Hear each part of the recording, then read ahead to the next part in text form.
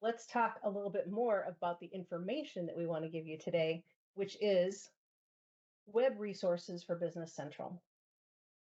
All right, I am going to stop sharing my screen so that our first speaker, Kim, can share her screen with what she has to show us about web resources for Business Central. Kim, you're on mute.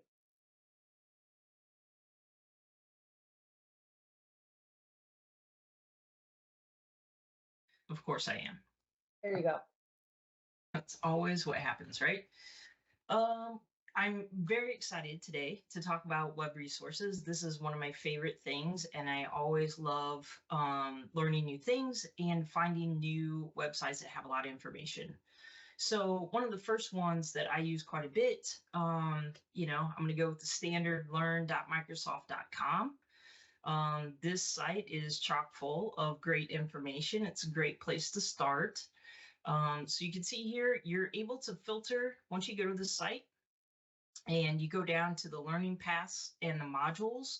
You can filter this by Business Central. You'll find it under Dynamics 365. So I'm filtering to Business Central. And you can see here, I've got 325 results. I remember when this used to say like 12. So it's kind of nice that there's a lot more in here. And, some of them are going to be just as simple as creating a new company in Business Central. So they've really Microsoft has done a really good job of going back and kind of filling in some of those little things that weren't there to begin with. So you can see here, there's just a ton of great information here. If we click into one, you'll see, it's going to tell you the learning objectives. It'll let you go into there and walk you through this class. Has anybody used this site before? Raise your hand if you've used this site. I love how Carrie raises her hand and everybody else uses the hand. That's amazing. Okay, cool. All right, the other site I like to do, and this is maybe, I'm not sure if everybody's heard about, always fun with the teams there.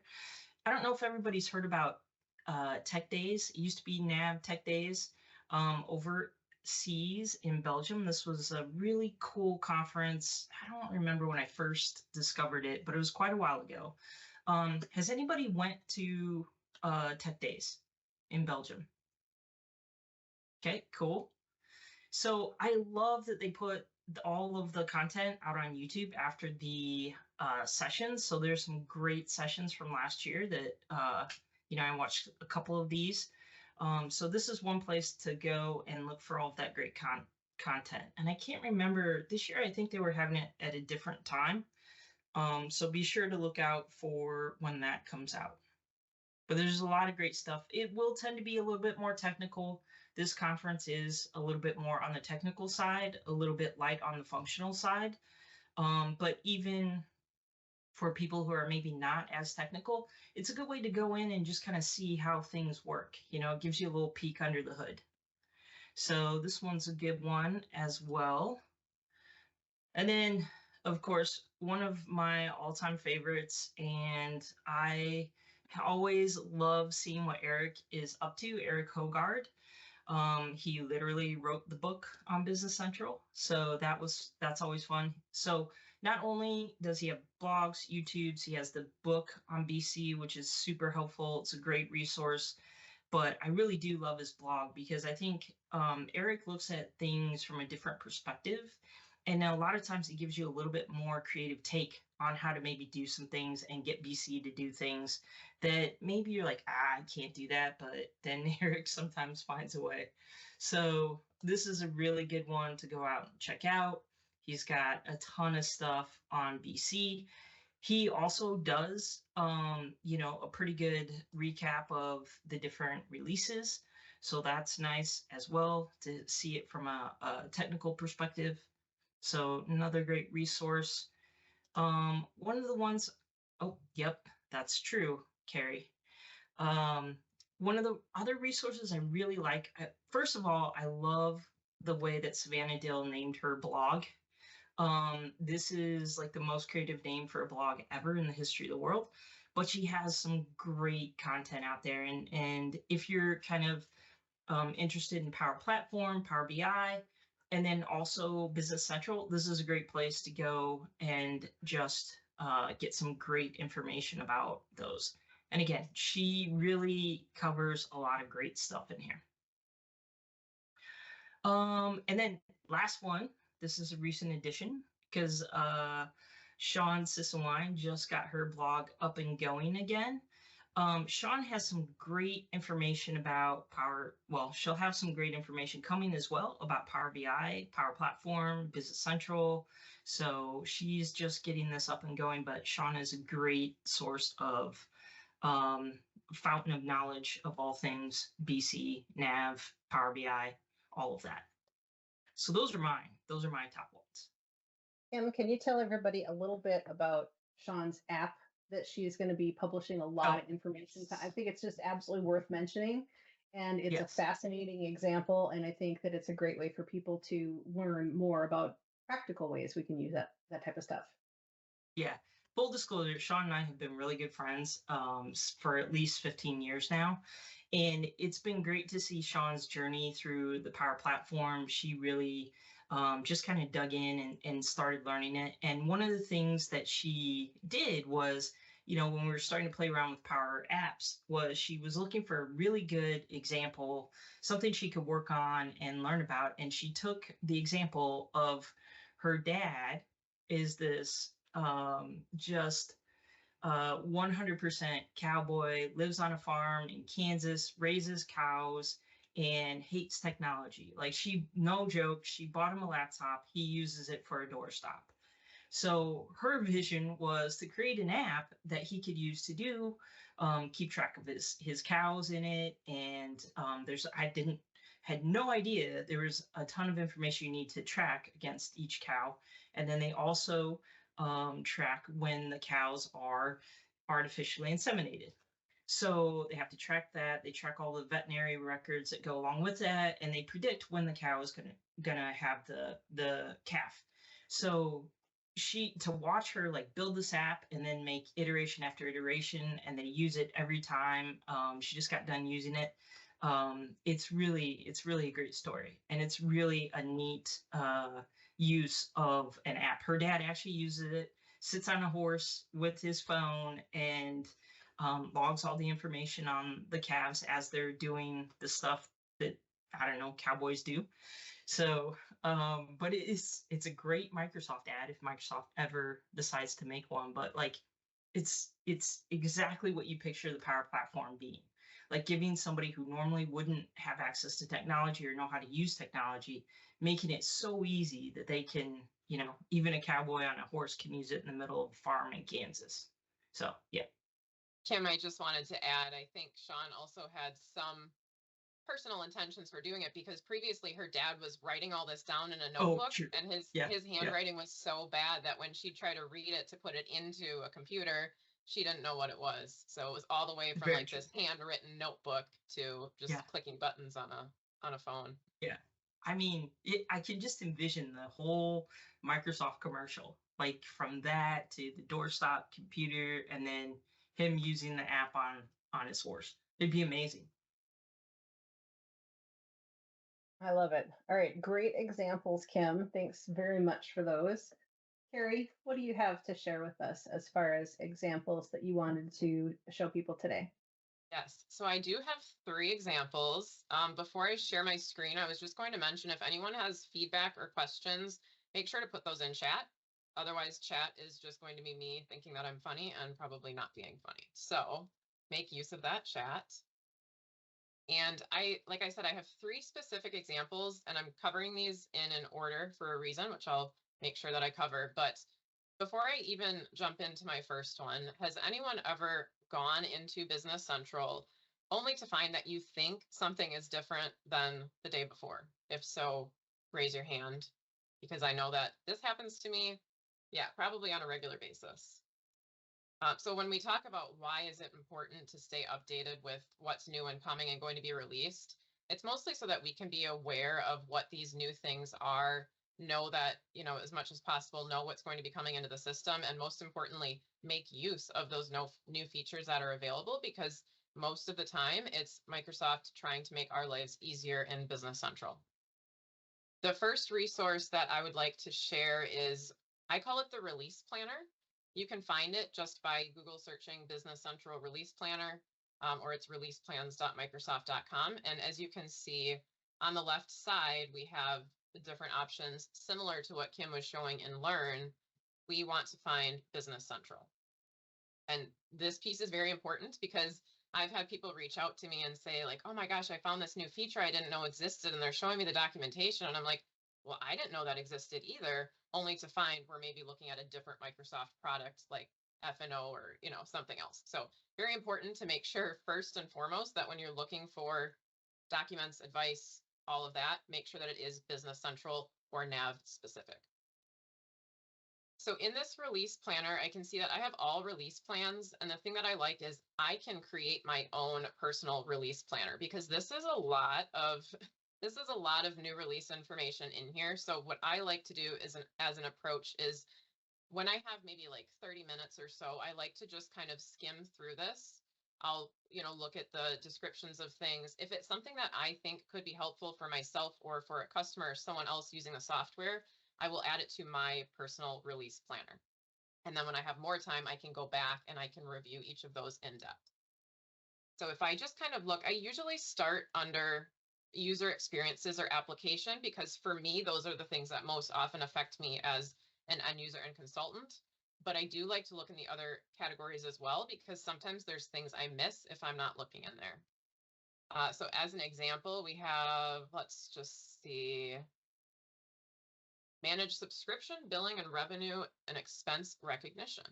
So I have not looked at this one yet, but if I come in here, I could look at the description. There's really not a lot here. I could go into learn more, and I can get some more information on why Microsoft is adding this new feature, what it is.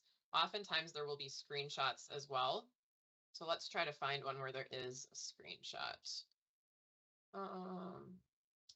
Let's do this one. Use directed put away and pick warehouses with projects. So again, this is a very short description, but if I go into learn more, I can see that there's more feature details on this one. If you also notice at the top, we have what's planned, what's coming soon, and what we can try now. So things get a little bit more maybe fleshed out as they get to the coming soon and try it now phase. So I can also click into what is coming soon as well as what we can try now. And the try now for me is really where it's like, okay, this is something that I have the ability to actually go in and maybe try out this new feature. So if I look here, again, I could come under application and I might find something that is, relevant to me. Use new Excel layouts for 35 selected reports. That's pretty cool. We also have some screenshots here. I can see when the public preview is and when it's generally available, as well as any additional information. And if I think that this is something I want to add, I can actually see this has been added to my release planner because I only see the little delete button here. But if I say, this is cool, let's come back and review this, I can click on the plus. Oops. It's not letting me click on the plus. That's weird. Well, I am logged in. Normally you'd be able to click on the plus and add it to your release plans. And then if I come under my release plans, I could now come back and I could see everything that I've kind of flagged or starred. And now I have this smaller list where I can really focus my time and I can dig deeper into Chat with Copilot, or I can go in the new sandbox that Kim's created for us and try out some of that functionality. So I like to stay up to date with this as much as possible, just because these are the things that we know are coming and we have more information about what they are as well as the dates that they might be released. So it's a way to be proactive about knowing what's coming into the system. Any questions on the release planner?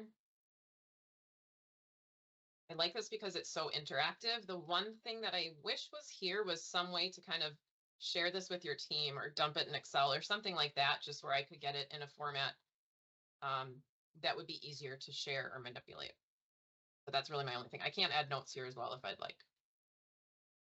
Okay, show of hands in Teams, has anyone used the release planner previously? Okay, I think I've only known about it for about 1.5 years, and it's one of the things I found very helpful.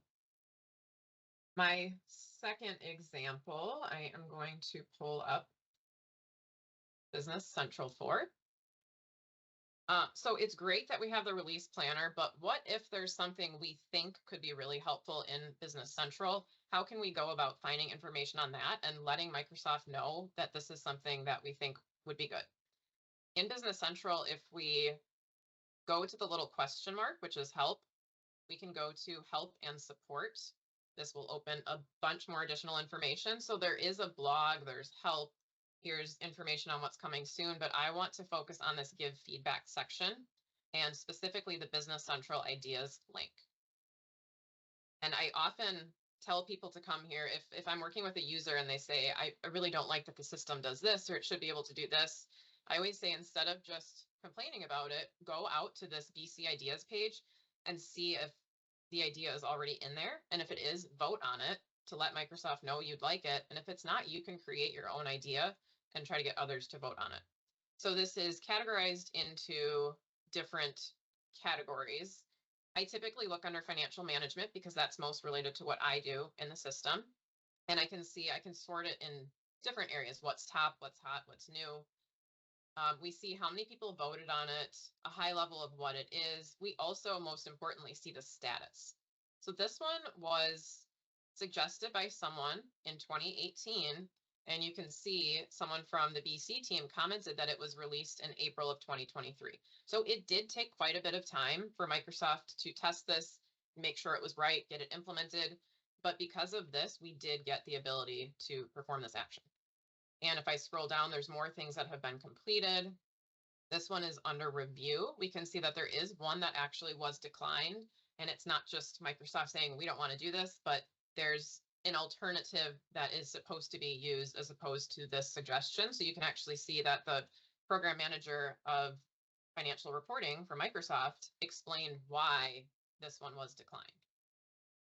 If we scroll down further, there should be some that say that they need more votes.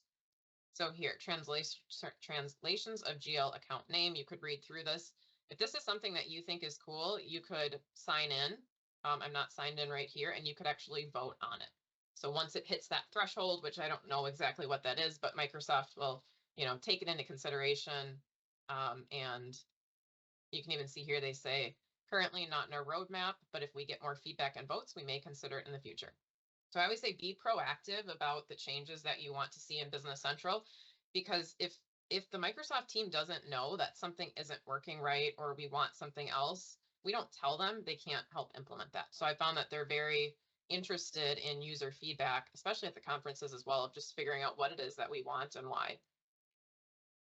Any questions on the BC Ideas, as I call it? John, you have your hand up. I'm not sure if that's just from a past poll that we may have done. Probably. Okay. And the reason I like this one as well is because it's so easy to find from within Business Central. All right. My last resource that I like to use is LinkedIn. So I said I did these in a specific order. One, for the release planner, I like to be proactive and look for what's already planned. That's kind of my primary approach. My second approach would be, if it's not something that's planned, I want to know if someone else has recommended it. And additionally, like, can I vote on that? What can I do to make it happen? Can I share it? So just knowing others' ideas. And then finally, if there's anything I've missed throughout those two processes, like even if I review all of this information in here in detail, I'm going to miss something. Like it's just going to happen. So LinkedIn is a really good resource because there are, and I can see here's something new that Claude just, posted, but there's lots of links to additional resources, blogs, conferences, but also users, including myself, sometimes just post quick tips or reminders of functionality we have in Business Central. Especially I find that when new releases are announced, users are posting that additional functionality in here. So if I just even scroll through LinkedIn, I'll do this at night when it's like, I don't want to be super proactive about learning, but I'm still going to, do something to forward my education. I can see that here's a training video. Let's see what else. Here's, the algorithm must have caught on that I was sending cows in chat because here's Sean's cow calculator. We have some stuff here. Soren works for Microsoft. It's unofficial setup tip video, which is wonderful and awesome. So if I just scroll through here, I can find so many resources about things that are new or just even existing functionality that we may have forgotten about that can help us better use the system. And the thing I like about this as well is one person might post something. For example, the other day I posted about scheduling reports, and then a few people added on and mentioned that it's available in specific role centers. Someone else mentioned you can turn on an emailing capability for this if users want reports delivered to their email. So it's just great to have that community interaction, because even if I know I can schedule reports, maybe I don't know everything that we can do with it. So it's just really great to see that interaction and see what others are posting and saying about topics. So that's one of my favorite resources, actually. Right, that is all I have, unless there are any questions. And this prevents me from scrolling through Instagram at night, because I feel like I am scrolling through LinkedIn. At least I'm learning new things. So there's that. I love it. Fantastic. All right. Those are some great resources, you guys. I'm going to share my screen and talk to you about a few more of them. So I wanted to be sure that folks who are on the call are already aware of the Dynamics Communities user group. So this is a paid user group, and so you do need to have access to this, but it's at the company level. So I find that for most companies, this membership is well worth it because you are getting such a giant amount of information available. And this is where you can access the user group community of people who are going to help answer questions for you. So this is something that doesn't exist anywhere else. I'm going to say, well, because this group focuses on supporting the user group, not only with information, but a place to exchange those kind of discussions. So I'm just logged into the main page here. And if you're looking for information about Business Central, just like other Microsoft and Dynamics products, you want to make sure to select the BC and Nav UG. Now, if you're using other things like Copilot and the Power Platform and Fabric, you may be looking for things there as well as your company expands its use into things other than its ERP. But if I choose this, for the BC Nav community, you'll see that there is a whole page here dedicated toward a whole lot of interesting things. So upcoming events is always going to show what's happening with national user group meetings. So there's a meeting once a month that is an educational presentation by the user group on a number of different topics, and that's free to register for. There are also other webinars. These webinars are available as recordings as part of your membership.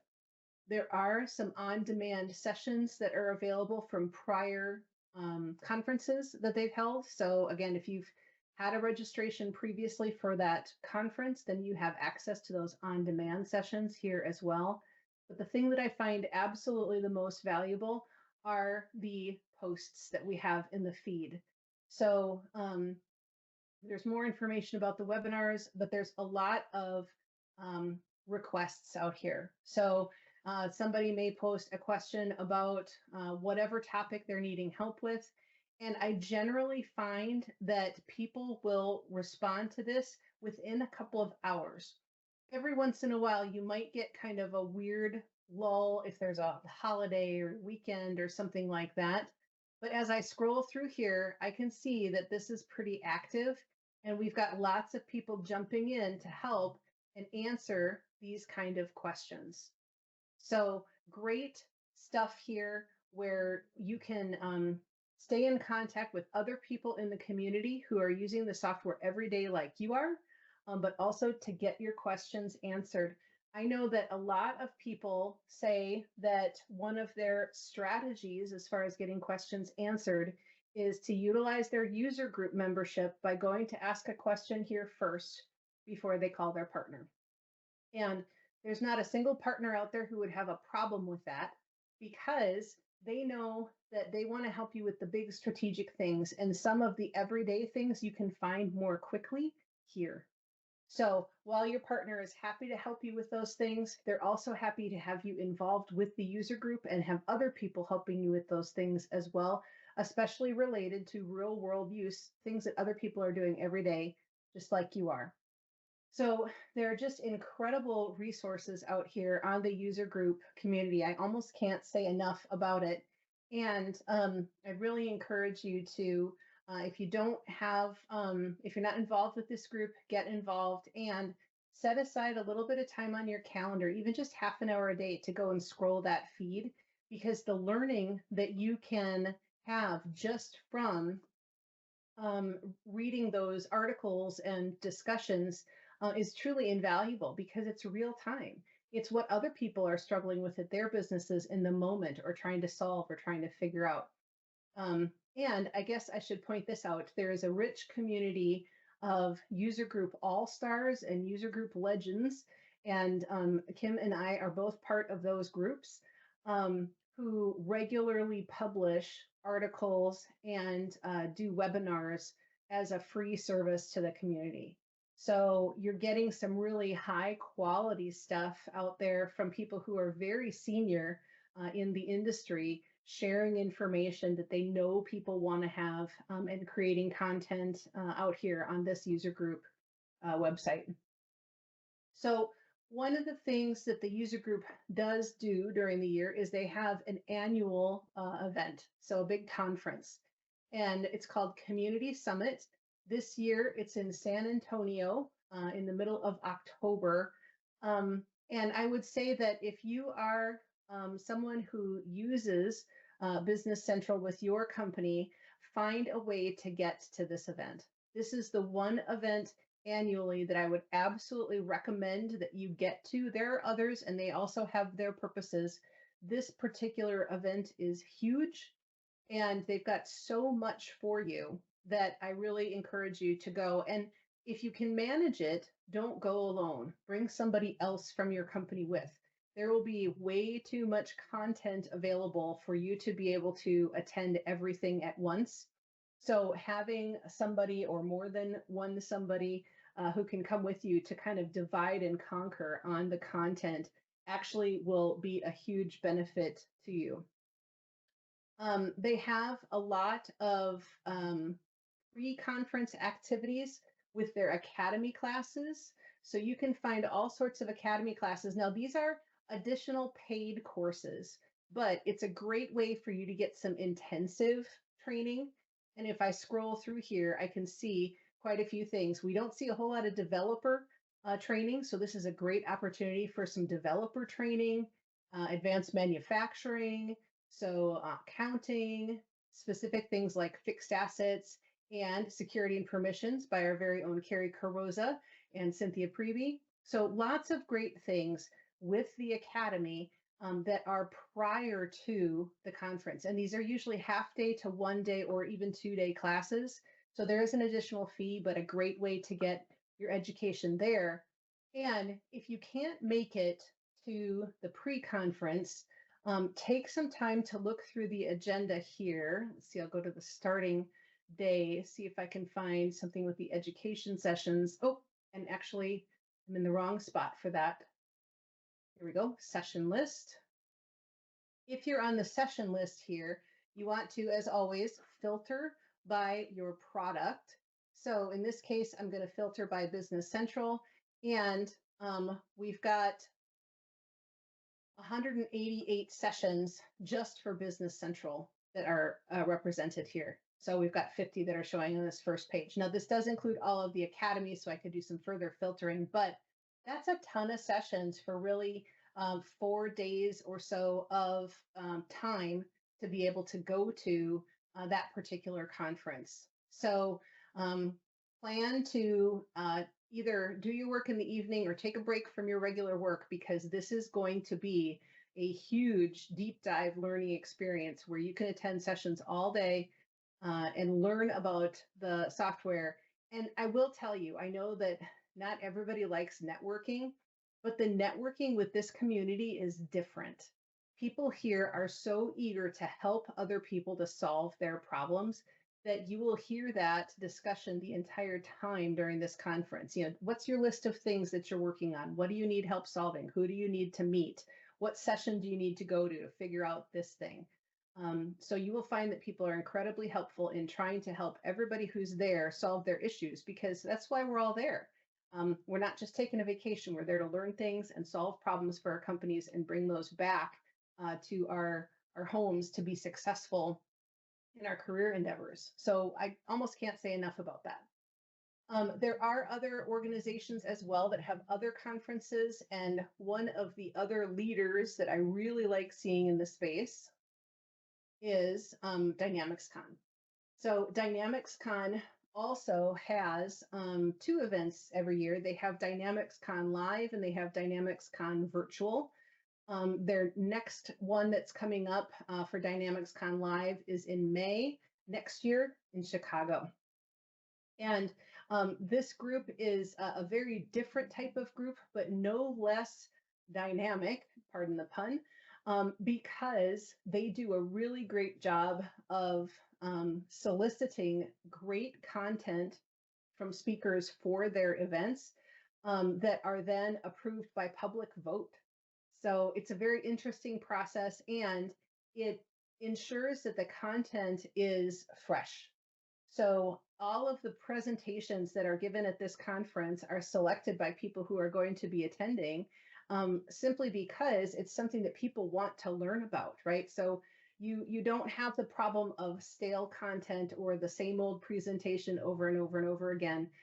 This particular one can get pretty spicy when it comes to new ideas for content. I will say that this one is a little bit more of a mix of developer versus functional type of content. The Community Summit is more functional in nature. You will find a few spaces for developer learning, and there are learning tracks for developers, but the vast majority is functional. You'll find a better mix here. And if you can't make it to the live conference, which I would recommend, it's really a great group and also very invested in helping each other to solve problems, then you can always go to the virtual event as well, which is once a year. I think that both groups are starting to expand with regional user groups and road shows, that kind of thing. So smaller type of gatherings for people in different regions. So great way to be able to connect with those communities through those conferences, and a great thing to be able to put on your professional development plan for the year. So this is certainly something that I used to do before I became a co-founder of this company, is I would always have these particular conferences on my list to go to for my own learning purposes. So, and I can absolutely guarantee that you'll always find me and Kim and Carrie at these conferences. So we're always presenting sessions. So we would love to say hi to you. So if you'd like a chance to talk with us in person at one of these conferences, just look us up in the speaker list. We're always there. And we would be happy to talk with you about how things are going for you and your use of Business Central. All right. So one last resource that I just can't resist showing you is our very own Learn Dynamics on-demand training portal. So this is something that we just launched over a year ago. And so it's new-ish, but we've had so much fun putting together these courses for people on demand. And these are things that we used to offer as publicly available classes. And the one thing we could never get right for people was the correct timing, right? So the timing is so important as far as when you're ready to learn. So we created all of our courses as on-demand courses. And I shouldn't say all of our courses. We have about a dozen courses out there. We have 80 courses that are prepared and available to be taught at any time, and we're slowly converting those over. But we've picked our most popular ones as a good starting point. So if you take a look at our courses page, you can see some of our featured courses, including our Controllers Bootcamp, which we're giving away one of those during our event this afternoon, and which is also on sale through the end of August for $999. And we're also giving away our new navigation and personalization course, 3 of those to people who are attending the event today. And remember, this is new because it's updated with all of the latest and greatest stuff that has come in the last couple of updates. But you can see all of our courses here. So we've got quite a few that are accounting related today. There are other things that are coming in the future. We release about 3 or 4 new courses every year as part of our plan to continue to develop on-demand courses for people who are looking for that type of training. So if you can't attend one of those conferences and you don't have time to be at that place at a certain time, you can always sign up for our on-demand courses on your own schedule. All right. So let's go back to our slides here. Let's make sure, do we have any questions about any of the resources that we talked about, that Kim and Carrie and I talked about? Any questions for our presenters? Let's see, I'm looking in the chat. Shauna asks, is the Learn Microsoft both technical and functional, or leans toward more technical? I would say Microsoft Learn, it's a mix, and it really depends on where you look. So there's when you start out on Microsoft Learn, there's a big kind of table of contents on the left-hand side, and it'll emphasize the functional, and there's a section for developers in Microsoft Learn. So if you're a developer and you're looking for that type of more technical information, you'll find it, but it's at the bottom part of the section in its own kind of area. The functional stuff comes up first, I think, because more end users are looking for that information first. And then, Carrie, yeah. Carrie, you can also filter by roles. So you can filter for like business analyst, and then that'll bring more functional and developer or functional consultant even. So I didn't scroll down far enough so you could see that. But if you just scroll down the left side of the page, you'll see you can filter by roles, by level, by subjects. So there is quite a bit you can do to filter it down to get what you need. Yeah, absolutely. Great resource. Probably the number 1 resource I go to first for things before I hit Google for other stuff. Overall, blogs more functional. I'm not quite sure what you mean with that question, Shauna, but I'll take a guess. So most of the blogs that you'll find out there are going to be one or the other. So if you look at my blog is going to be almost 100% functional. If you look at Eric's blog, his is going to be almost 100% technical. It really depends on the expert. So one of the things that you can do is you can look for experts in Business Central, and you'll start finding a good list of blogs of people who have that particular emphasis one way or the other. And I'm trying to remember, there's an MVP who had such a great list. If I remember it later, I'll put it in the chat. He had just a great list of blogs in general. And Kim, his name is Steve. I'll remember it later. But if I can find that, I will put that in the chat later in the session today for you guys, because I think it's a fantastic resource. And right. I will say one last thing on Microsoft, on learn.microsoft. The one big complaint, it's a great place to start because it gives you the steps and kind of how things work. It doesn't necessarily give you the when or why you use something or how to apply it. And that's where other people's blogs come into play. But it's a great first step because you have to understand the steps to do it. But then there's just like a little bit of gap. So just keep that in mind. Yep. Good tip. All right. Any other questions for the 3 of us about some of the resources that we provided here today?